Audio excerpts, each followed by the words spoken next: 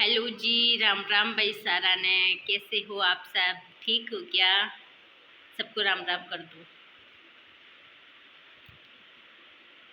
तो भाई अभी बच्चे खा रहे हैं खाना और टाइम मैं आपको दिखा देती हूँ। 12:30 होने वाली है।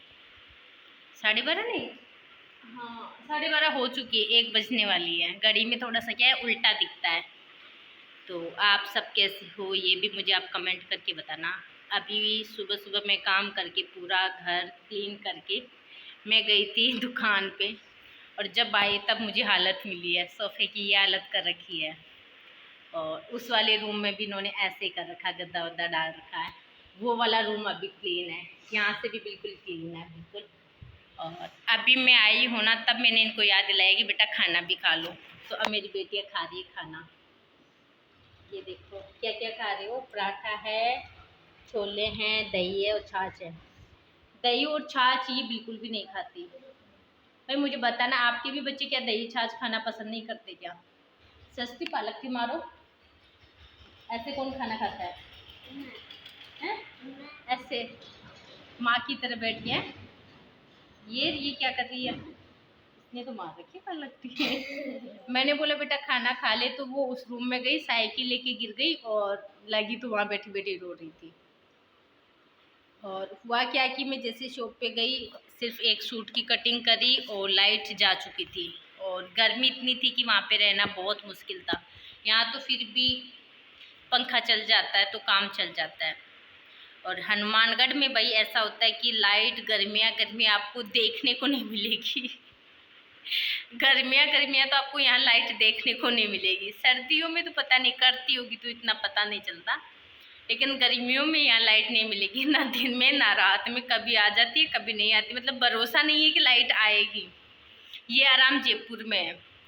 और पसीना इतना है कि पंखे में भी पूरा। ये देखो मौसम पता नहीं कैसे धुंधला धुंधला सा हो रखा पूरा। और इतनी तेज धूप है, उमस बहुत जोर की है भाई। ये देखो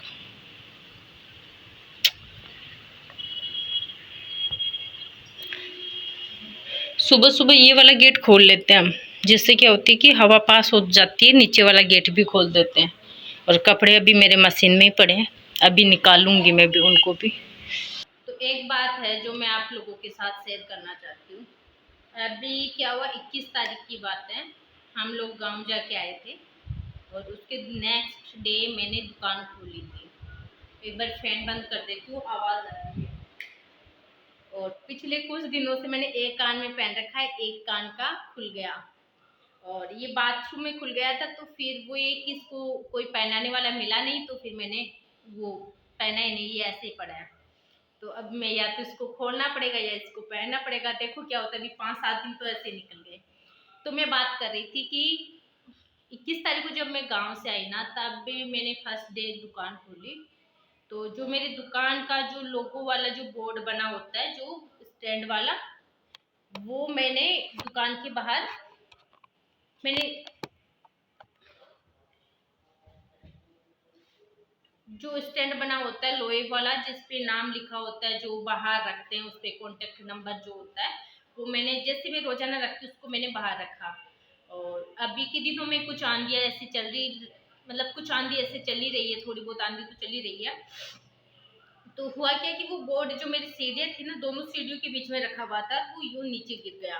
और वो गिरा भी साइड में नहीं था, बीच में गिरा था, मतलब मेरी सीढ़ियों में गिरा था, रोड पे नहीं था। तो इतने में जो पड़ोस वाली दुकान है उस पे आके एक भैया रुकते हैं, उसकी मैं वीडियो और फोटो भी आपको लगा दूंगी, दिखा दूंगी मैं।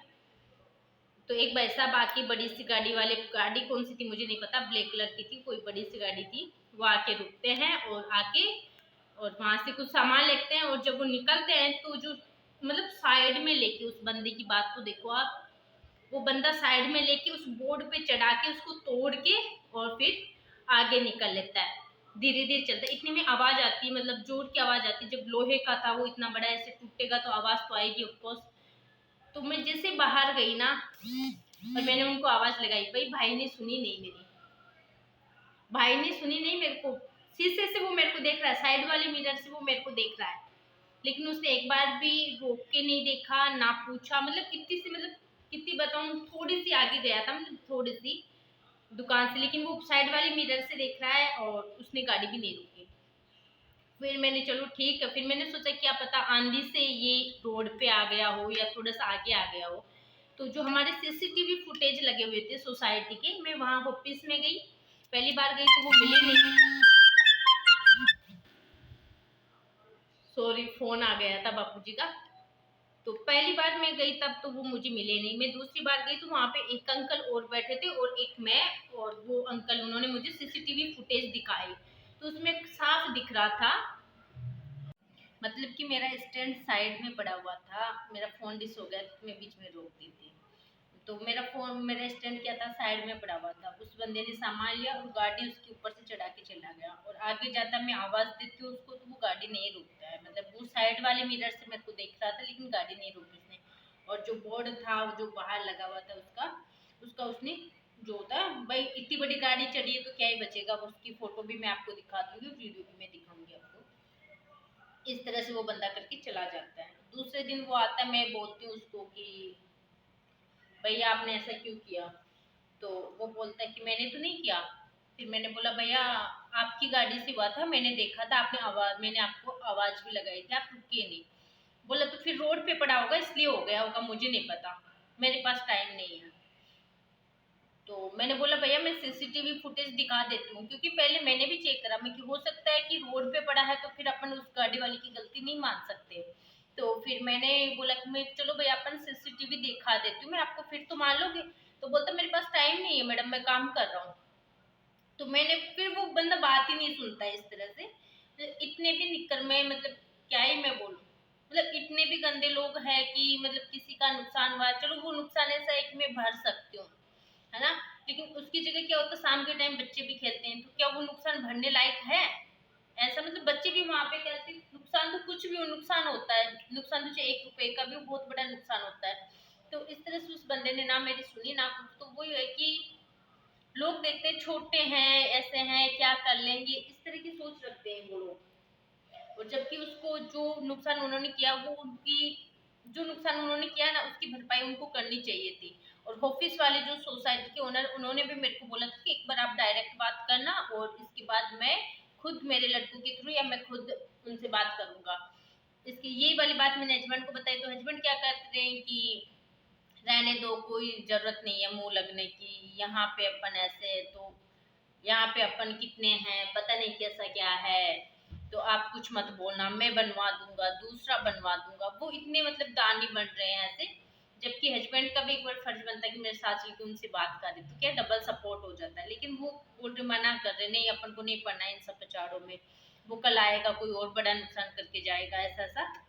तो जितना हो रहा बोला इग्नोर करो। तो फिर मैंने भी ऑफिस में फिर कंप्लेन नहीं करी, ना ही मैंने ग्रुप में ये वाली बात शेयर करी, वरना मुझे करनी चाहिए थी, ना मैंने किसी और के साथ शेयर करी। मैं चलो ठीक है, फिर आजकल के लोगों का कोई कुछ भरोसा तो है नहीं, इसी तरह से। और ये वाला वीडियो जो मैं लगा रही हूँ वो आगे लगा रही हूँ, एक बार आप देखो किस तरह से उसने क्या हालत करी इस बोर्ड की, ठीक है। और अभी कुर्सी लेके आ गई थी खाना, तो मैं इसको खाना खिला रही हूँ, ये खाई नहीं थी। तो अभी मैं इसको खाना भी खिलाते जा रही हूँ और आपसे बात करें। यदि आपको वीडियो अच्छा लगता है मेरा तो प्लीज़ लाइक शेयर सब्सक्राइब कर दो, थोड़ा सा सपोर्ट करा करो भाई लोगों। सपोर्ट की सच में बहुत ज़्यादा जरूरी, बहुत ज़्यादा ज़रूरत है। ये गरीबी है ना, ये गरीबी है ना, बहुत बड़ी महा बीमारी है, मतलब अभिशाप है बीमारी। लोग समझते हैं गरीब है तो कोई कुछ क्या कर लेगा, है ना। तो वो ये मिडिल क्लास वालों की भी क्या ही जिंदगी है, ऐसे ही कुछ है। चलो इसी के साथ करते हैं वीडियो का एंड। यदि आपको वीडियो अच्छा लगता है, मेरे ब्लॉग्स अच्छे लगते हैं तो please like share subscribe. Thank you, Ram Ram सभी।